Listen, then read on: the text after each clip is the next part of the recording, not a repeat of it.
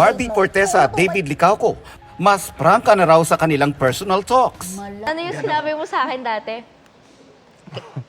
Ang ganda na ng ngipin mo ngayon, ibang-iba nung Heartful Cafe. So, ibig sabihin, like ka nakatingin sa lips ko kasi napapansin mo yung ngipin ko. Yes. Tingnan na.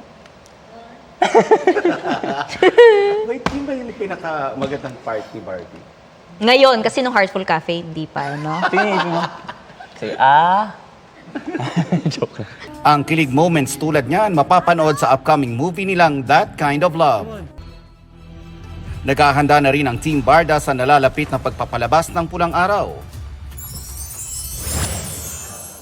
Kampo ni OG Diaz naghain ng counter affidavit para sa reklamong online libel na inihain ni Bea Alonso noong Mayo.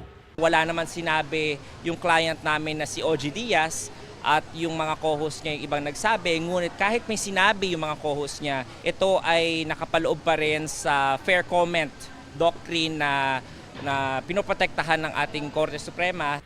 Patuloy na sinisikap ng GMA Integrated News na makuha ang panig ni Bea tungkol dito.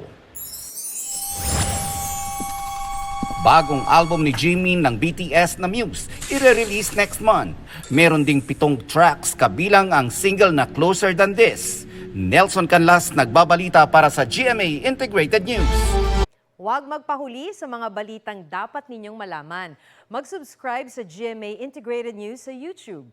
Sa mga kapuso abroad, subaybayan nyo kami sa GMA Pinoy TV at sa www.gmanews.tv.